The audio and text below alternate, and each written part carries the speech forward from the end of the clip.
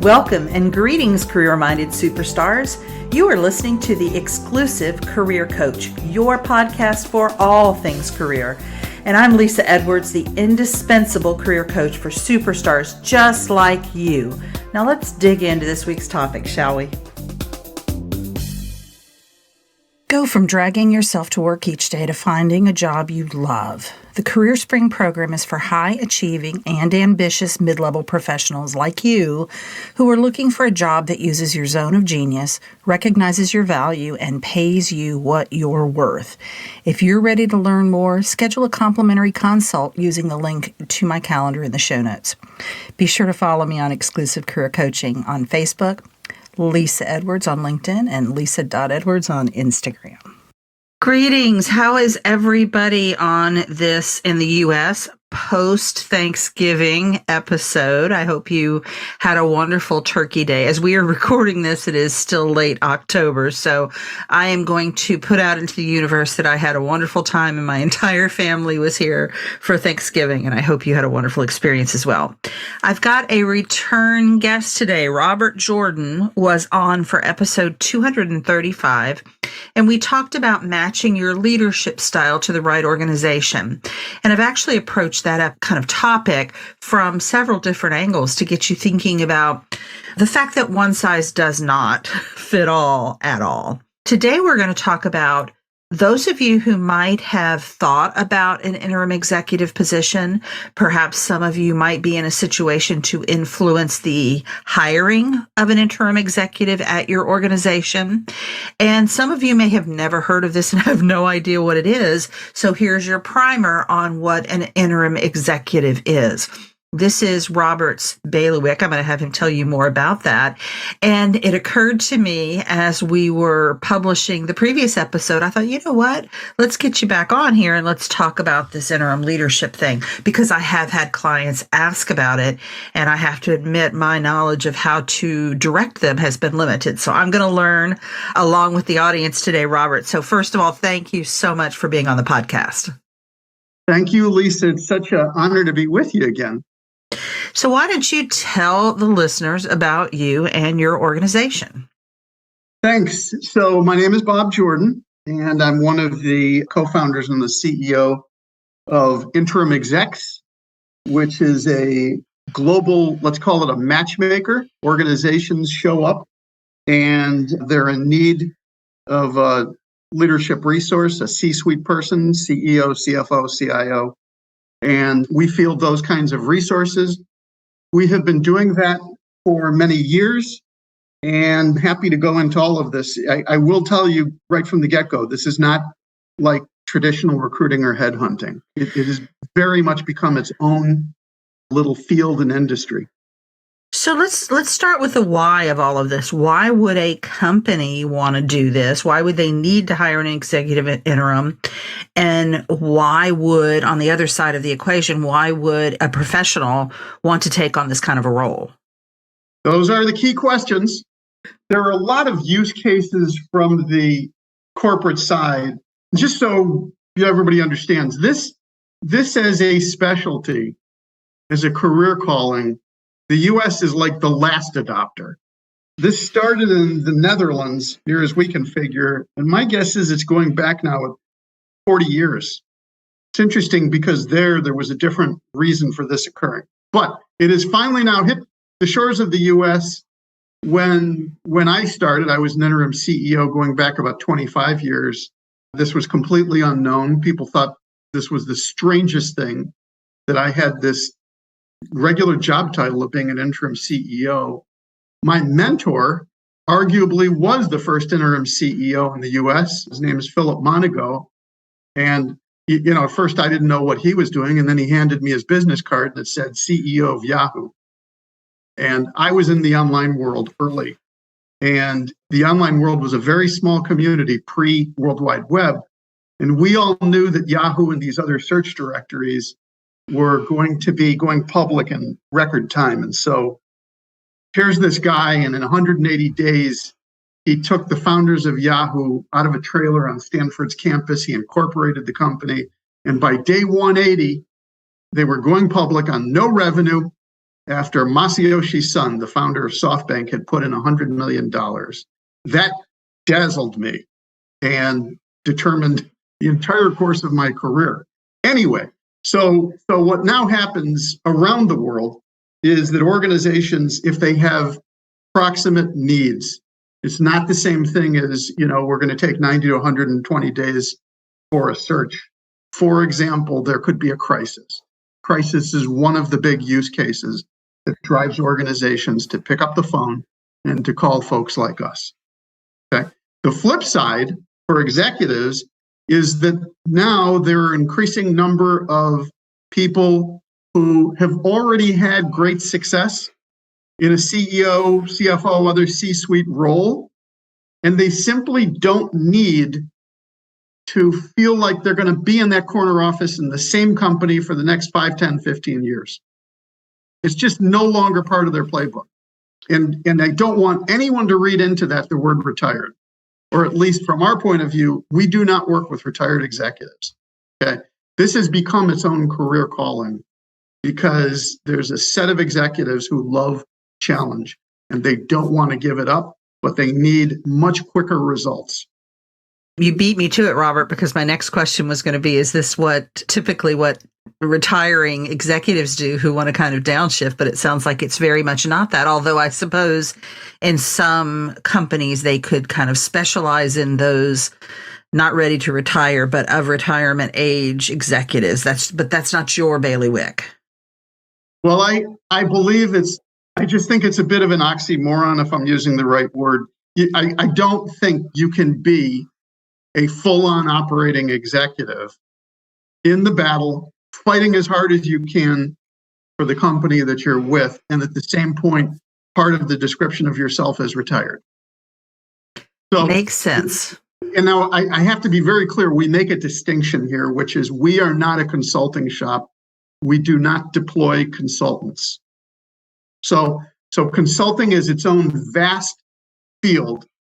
And in a way, whether you call this interim contract fractional, it's going through its own growth as a related or adjacent, but a different field of expertise. Consulting is advisory. Consulting is not hiring, firing, making decisions. It's a huge distinction. McKinsey, they're huge in the world, deliver brilliance, but they do not take responsibility for making decisions for the corporate client. The interim executive contract fractional, generally speaking, they have been given authority by a board, an owner, or a management team to make decisions, to act in the role exactly as if they were a permanent employee. However, in fact, they're not. So from the company's perspective, you mentioned that crisis is often a precursor to an interim executive. So I'm gonna read between the lines there that perhaps the interim exec or the regular executive, let's call him or her, was maybe terminated, let go, and the company has decided they need to ramp up quickly with someone, with a change agent, as they perhaps look for the regular, I'm going to use that term, I'm curious what your term is, but as they look for the regular executive, is that what I'm understanding? Well, yes. I mean, there's certainly use cases. Someone dies, retires, fails in the role. Those are the obvious, the seat is open. Oh my God, what are we going to do? And if it's a public company, and it's either the named CEO or CFO, now you have Sarbanes-Oxley. You have law that says, those two roles must sign off on the financials. Okay. So you cannot have an empty seat, which in a way, this is a little bit of a detour, but that's led to, if you were to Google the phrase interim CEO, you're going to see it come up a huge number of times. For a lot of public companies, they will immediately appoint a board member to a role because the seat cannot stay empty. Mm-hmm. However, in that case, it's a babysitter. It's a placeholder. That's not someone who as a career is trying to advance organizations but doesn't need the permanent status. So I have so many questions. And the next one I want to ask is, with your company placing these interim executives, what are you looking for? Are there some kind of universal qualities that you look for? And then do you find yourself looking for kind of situation specific or organization specific qualities with certain companies? Lisa, you are so spot on with these. We're right at it. And this goes back a little bit when we were talking about the book, Right Leader, Right Time, because we've been at this so long, going back 25 years, me as an interim CEO, but then interim execs, its formation was about 15 years ago. And over the past decade, we've been approached by about 7,000 executives from 50 countries. And so we had to develop sophisticated ranking, scoring, screening. We're huge users of Salesforce. They built a lot of customization for us to rank on about 25 variables, every executive showing up. So, you do enough of this, you get good at it. And we spotted these patterns. There was one pattern of the majority of executives, which was they were having careers that were okay, but in no way would you ever say they were, oh my gosh, incredible. Among the top 3, 4, 5%, okay, these were remarkable executives. And one of the differentiators is that exceptional leaders have more measurable results. They tend to be held to account more. So, for example, the executive shows up and they manage the department. And you say, well, what actually happened? Kind of what did you get done? It's like, well, I was managing the department for 5 years. Okay, all right. There's not a whole, there's no voice, there's no thrust. Someone else shows up and says, well, my division, I took over, it was at 70 million, and 4 years later, we were at 700 million. Okay, now I know it's not just that person alone, right? But to be in charge of that kind of parade, something good, you probably were helping some good things happen. And so now we're going to want to drill in and learn more. What was the situation? What were the decisions you made? What were the results? And so a key differentiator is that exceptional executives have track records that are measurable and can be held to account. Perfect. And I hope that the listeners are hearing the subtext there, because as a master resume writer, I'm working with folks who want to get into the executive ranks or who are already in them on a daily basis. And those achievements, not just for the resume, not just for the LinkedIn profile, but to be top of mind for the candidate so they can talk about them in an interview is so important. It's not just that you sat your behind in a seat for X number of years with such and such a job title. It's how did you move the needle while you were there? What demonstrable results can you show? Right. So there's all these hard skill, accomplishments, track record, and all that you can point to. So now you have this set of people, and they're all exceptional on paper. And now it gets even tougher, because now you're getting into everything attitudinal.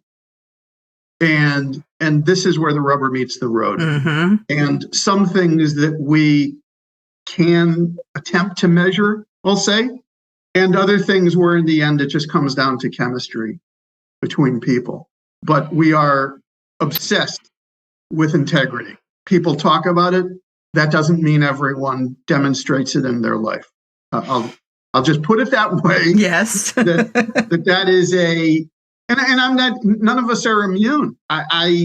I think we are all challenged that if you are going to strive, if you're going to be ambitious, if you really want to be in the game, then I find it's going to be a daily challenge to be a person who is in integrity, meaning the sense of wholeness and completeness and honoring your word. Mm-hmm. But there's a lot of things around attitude that are very subtle that we look for. And so, for example, when you think of people when they apply for a permanent job, just think of the demeanor any of us would have, which is you want to gel with the team. I mean, there's some desire most people have, which is even if you're going to be in charge of them, that there's a reason there's a fit. You want to convince yourself as the executive, you're also selling to a board and owner whatever that organization is. Well, that can make perfect sense because you're trying to form a cohesive team, right? Mm-hmm. Well, the interim, it's not that it's the opposite. It's not that you're coming in cranky and cantankerous, but the interim knows by definition they're not the permanent. They're not going to be sticking around. And generally, the board has shown up because the permanent team has not sufficiently solved whatever the issue is. It could even be a great thing, like we need to IPO or we have a big sale we blew, right? It's not always crisis, but there's a lacking with the current team. And so coming in and attempting, I'll use a too big word, but to ingratiate, that's not necessarily what an interim is called to do. We have a lot of rules. We have this thing called Red Team. Red stands for Rapid Executive Deployment. And over the years, Red Team has developed a very rich set of rules. And one is you have to speak truth to power. If you cannot do that, you ain't getting on our team.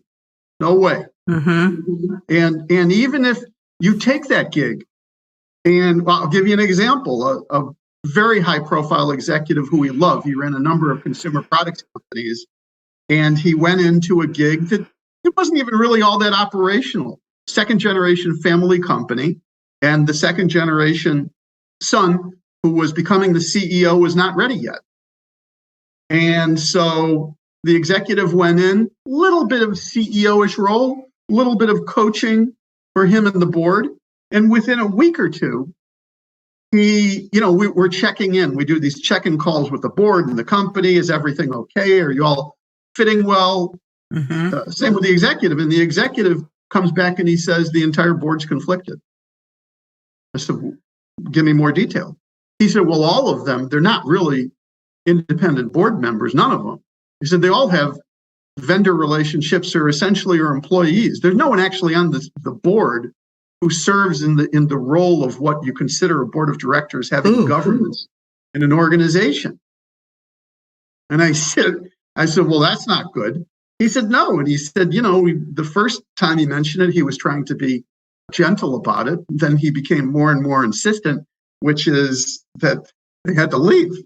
If you're a vendor, you're a vendor, but that's not the same thing as being a No. responsible board member. And finally, it came to a head, and he said, "I'm not staying. I'm not staying. These people they're not acting with integrity." And we said, "Darn tootin'. It's the end of the gig. We're not going to condone what we consider a lack of integrity on the part of the board. Not doing it." Interesting. So you mentioned having thousands of executives come to you. Is the typical scenario that you have executives in the queue before the opportunity arises? To what percentage are you finding an executive for a company? I mean, it seems like, your job is to kind of be Johnny on the spot. So how often are you actually having to go out and find the right person that isn't already in your queue? It's a great question. And here's the bad news for listeners. If they're thinking this is like going to McDonald's and stepping up and I'll take a burger, please, and they hand you a burger, our process of getting to know executives is at least in the months, if not years. Mm-hmm. And this is just very different from applying for a job.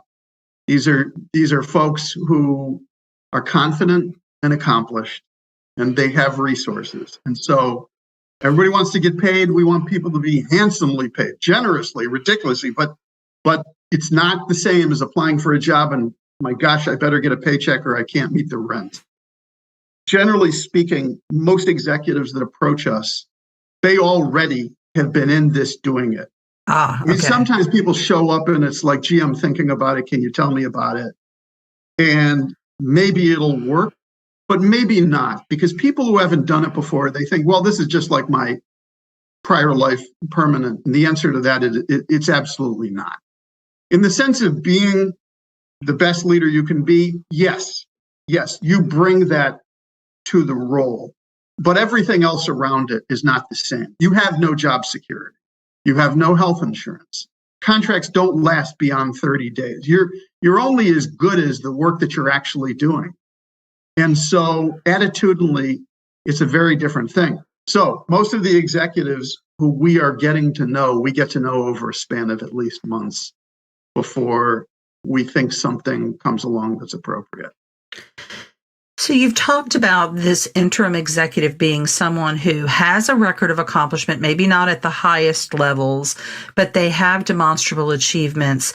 They perhaps want quicker results for themselves. They want to be, I think there has to be a little bit of someone who really adapts well to that emergency room setting, right? That, okay, this guy's chest is wide open and his guts are hanging out. We probably ought to do something with him. And then there's also this bullet wound that just came in. And what about the woman who's in the middle of labor? It's got to be that kind of mentality, that level-headed, like, okay, let's prioritize, let's figure out what needs to happen first. But we don't have that. We don't have the luxury of a ramp, of a big ramp. What else does someone out there who's thinking about that this sounds maybe appealing to them? What other characteristics do you see in these people, and how can these people get noticed for these types of positions? What do they need to do? Those are great questions. Just to be clear, our experience over the years is that about 1/3 of the use cases are pure crisis. 2/3 are more great things are going on and we still need better, more immediate help. And that sense of urgency applies whether or not there is a crisis. Even when things are going well, people want the organization showing up. They want expediency. They're not sitting back. They're all striving for ambitious goals. And so the mindset of these executives always has to be that well, the way we describe it is, a lot of these executives, they have big Fortune 500 backgrounds, right? And the use case here, first of all, let's be very clear. The organizations showing up rarely are over $3 billion in revenue if they're in the for-profit side, and a lot of nonprofits show up. This is not a specialty that usually applies to the Fortune 500. This is a specialty that on the commercial side is in what private equity calls the middle market or the lower middle market. Okay. Oh, okay. So in a lot of cases, the executives have bigger credentials than the organization. If that makes sense. They're showing up, and they were president of $1 billion division before they started taking gigs. And here's this $100 million company, and the board or the owner, they're like, oh my God, there's no way that this person would want that. They were running $1 billion P&L. I say, you don't understand what the mindset is here. The mindset of these executives is, it's put me in the game, coach. They don't care. They don't need the $1 billion P&L. And frankly, most of them, that was so slow moving and bureaucratic and layered that it's part of the reason why they now want to do gigs is because they were getting bored.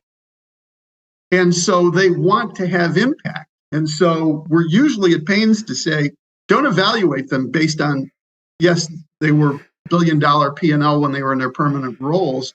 You need to look at them right now, their ability to be hungry and eager and step in and put 100% of themselves on your behalf, regardless of if you're 50 million or 500 million. Totally makes sense. So we've got someone out there who is that kind of person that you just described.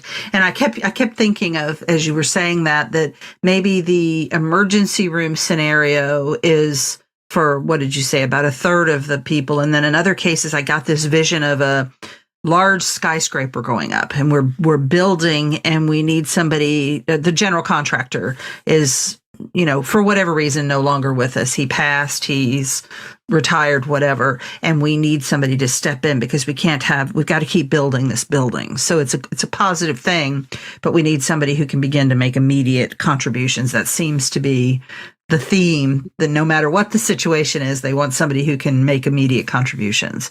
So how do people out there get noticed? How do you get in the, let's call it a system such as yours for these kind of positions? Well, if I can give myself a pat on the back here, I had discovered, I was an interim CEO before interim exec started, going back about 25 years. And what I noticed over time was that because we own all of the domains in the world that are around this, when I first launched I bought interimceo.com, interimcfo.com. We got interimcio.com. So people from around the world were kind of knocking on my door, even when 25 years ago, it was just me, right? And I discovered, getting to know a number of these people, that they were phenomenal operating executives. And I had this experience early on of being a rainmaker. Something showed up, and I was always, like my mentor, trying to do early stage tech. Early stage tech is an edge case. It's not the center of the fairway for what most interims do, which is more private equity oriented. So I recommended and put another executive, which turned into a team, into a private equity portfolio company, and they just crushed it. I mean, they were phenomenal. And here I am billing them out, and I'm making the same money. I'm just not the one on the gig, and I never could have done it anyway. I'm thinking, I think maybe I should stop doing gigs and I should start working for these executives. And so even though everyone, we have this designation red team and red team ready, they're all more skilled and accomplished than I am in their operational roles. Every single last man and woman is. But what I discovered over the years was I was far better at marketing them than they were themselves. That in most cases, they were humble to the core. Mm-hmm. And so they didn't want to tout themselves overly much, which was like, that's not enough. And for the minority who were braggarts, like, oh God, you've gone over the mark so bad. And I was just, I'm sorry, but I was just pitch perfect at this.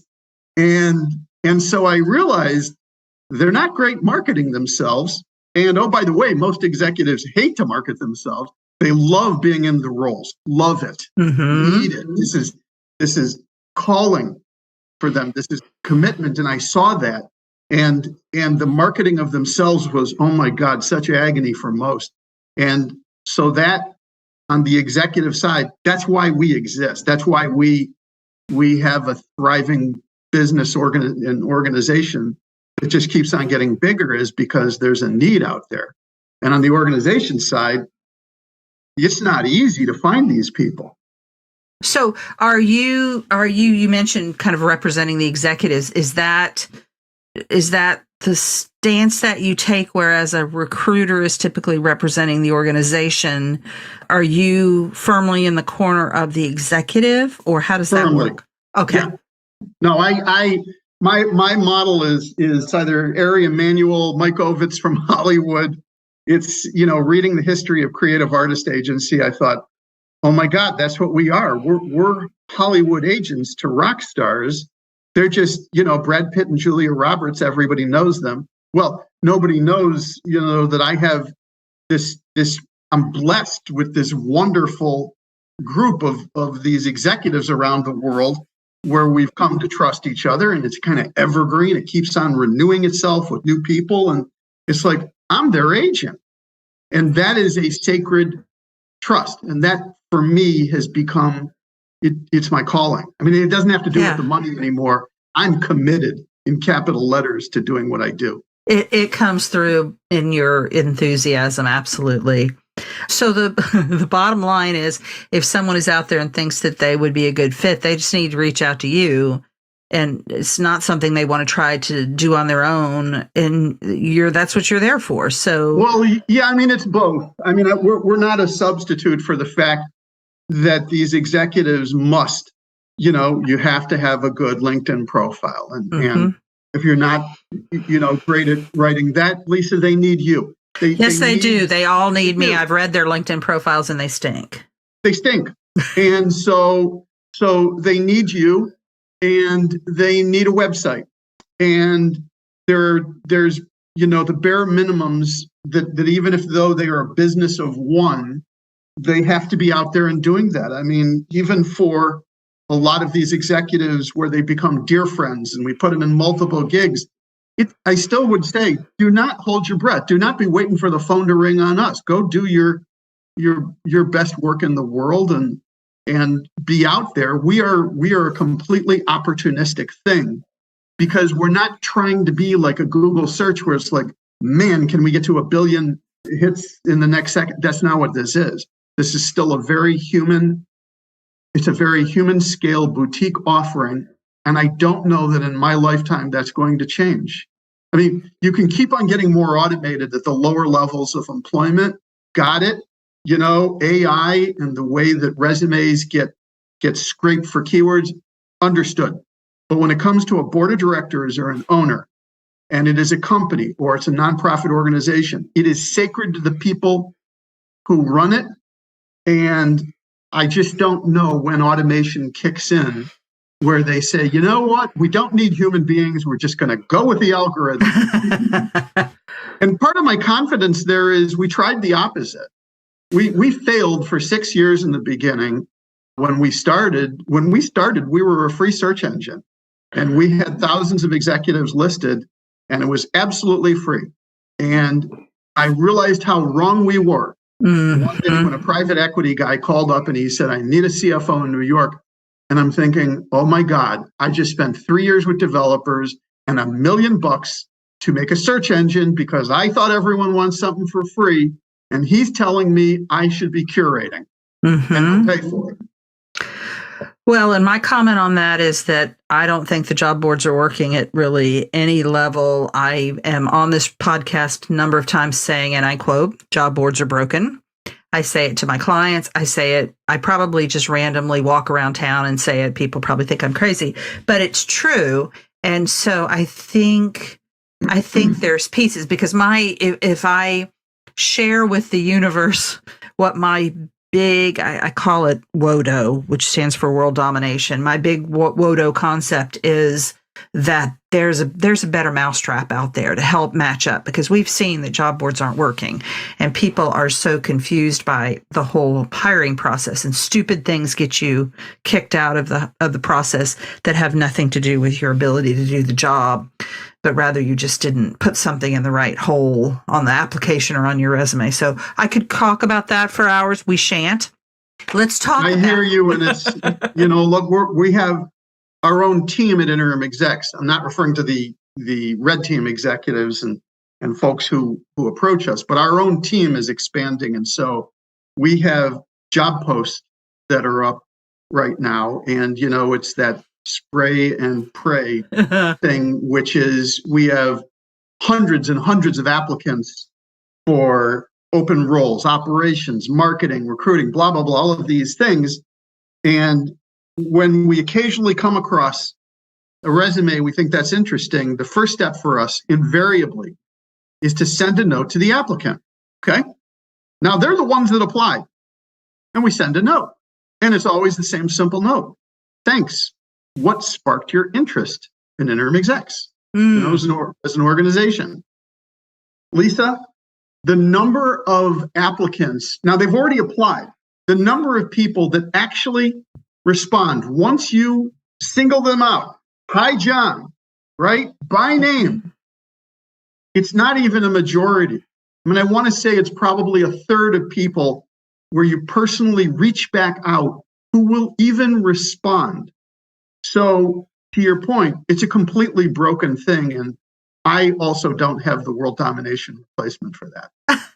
Yeah, and the clients, on the other hand, are saying that they're being ghosted. They're so tired of, I call it the crickets that they hear when they apply, and so there's clearly something very broken there. So kudos to you for realizing before too much time had passed that the search engine was not the answer. That this needed to be high touch, and all the things that you've created. I think that's fantastic. Now I heard you mention 30 days. What's the typical assignment duration for these executives, and what do you see happen after that? Do any of them ever stay in the role? Is it always, one and done? Do they go back into your system and for the next position? Tell me about that. We surveyed 2,000 interims. The prior, we did a worldwide survey. We're about to do another one. The one we did that was, I think it goes back about 2 years. The average duration of an assignment was 8.5 months. That was not just through us. That was in the wild among, interim executives taking on their own gigs. So 8.5, 9 months. Okay.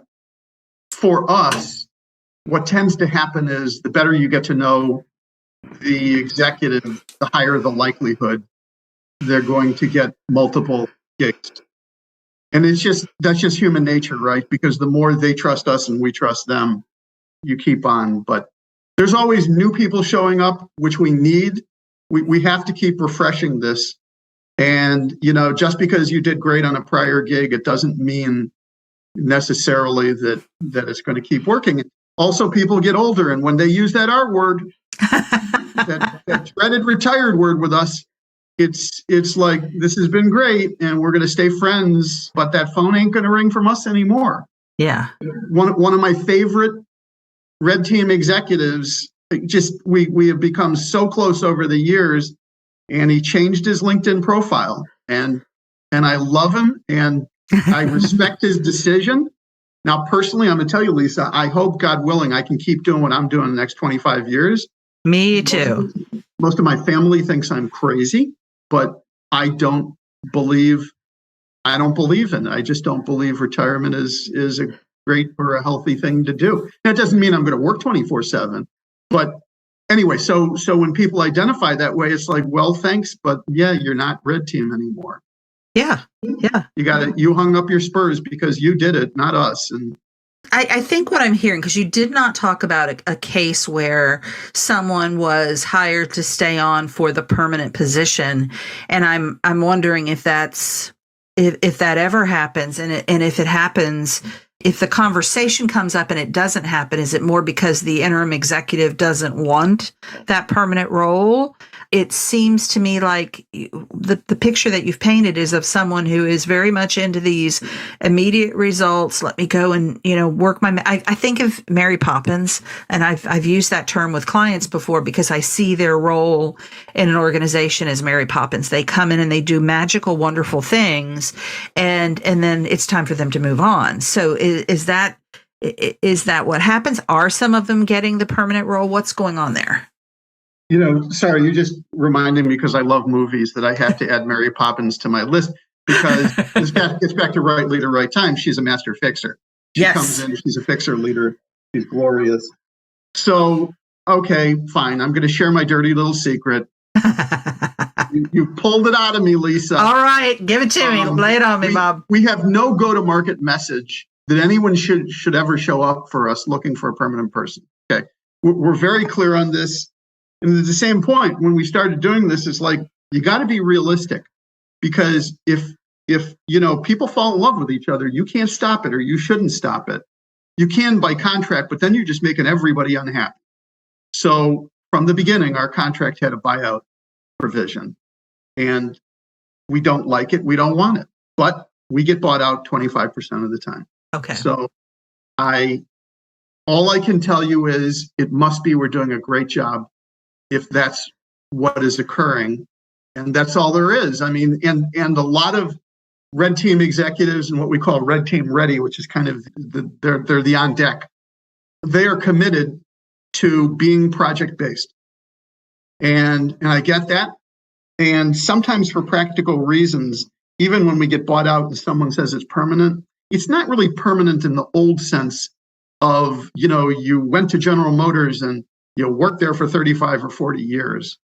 I think a lot of what is now permanent is simply the notion that, if we think it's going to go 3 years, 4 years, 5 years, then you ought to just become an employee even for that stretch of time.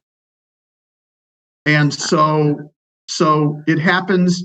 We don't block it. We never encourage it. We don't want to go to market for it. Right. For being that. We love working with permanent recruiters. We expect that in most engagements, certainly every nonprofit, well, there's either going to be a permanent recruiter alongside the interim, and the interim is helping to recruit the permanent. Okay. Or that organization has really good internal resources for recruiting. But they're in no way, it's just, they're no longer competitive or a threat to us. We do something permanent recruiters cannot do. We get calls from them, and we are not going to take on a permanent search. It's not in our DNA. Well, Robert, early on when I started having guests on this podcast, which, as you know, doesn't happen very often, I had a guest as we were prepping in that initial call. They said, how do you measure success with a guest? And I thought that was a great question that I had not been asked. And I had to stop and think for a moment. And I said, well, if I'm engaged with a conversation and we're going down rabbit holes, I'm asking questions that I hadn't anticipated, that engagement between us is going to resonate with the audience. That has certainly happened today. And I want the audience to know, because I think after 200, this will be episode 253. People assume I know everything. And I do know a lot of stuff just because I'm pretty old. And, I've been around for a while, been around the block, I've been around the neighborhood. But this was really great new information for me. The very clear distinction between the purpose, the mindset of an interim executive, the mindset of a company wanting one, that it is a completely separate being from permanent recruitment. And I'm going to send every one of my execs who express an interest. There have been a few over the years, Robert. I'm not going to send you 25 people, I promise. But there have been a few that I think would be a good fit for this. I also like that mindset of, this is not your semi-retirement, still want to keep my hand in the box, but I don't want to, I don't want to be in there 14 hours a day. It's not that person. So this has been very helpful for me. Tell the listeners how they can find you if they have interest in this or just want to see more about what your company is about. Well, thank you again, Lisa. It's always a pleasure to talk to you, and I can be reached at interimexecs.com. Excellent. And I believe you have a leadership assessment that they can check out on your website. Is that correct? Yes. So that's a different site because of the book. We had a book come out called Right Leader, Right Time. And so the website, rightleader.com, if they go there, they will see a link for leadership assessment. It's called FABS, which there are 4 styles depicted in the book: fixers, artists, builders, strategists. So it's called FABS Leadership Assessment. They'll say a link there. It'll take about 3 minutes, and they will get a free report on their leadership style. And we'd love to hear from people to hear if we got it right or wrong. It launches as a beta. Thanksgiving sounds about right. So I'm glad for the timing here, and we'd love to hear from you. Yeah, and I think we talked about that assessment as well in episode 235. So if you guys didn't hear the matching your leadership style to the right organization, where Bob talks about those 4 leadership styles and the kind of organizations they fit into, please give a listen to that one. The link will be in the show notes. And this has been fantastic. Thank you so much for being on the podcast as a repeat guest. And yeah, great work that you're doing. And I'm excited to see where your company goes. Thank you, Lisa. It's always a pleasure. You all take care. I hope this has been helpful, and I will see you next week. You've been listening to The Exclusive Career Coach with Lisa Edwards, CEO of Exclusive Career Coaching. It would be great if you would rate, review, and subscribe to this podcast. Also, I want to be your career coach, so be sure to ask questions about your career management challenges and job search situation. Until next time.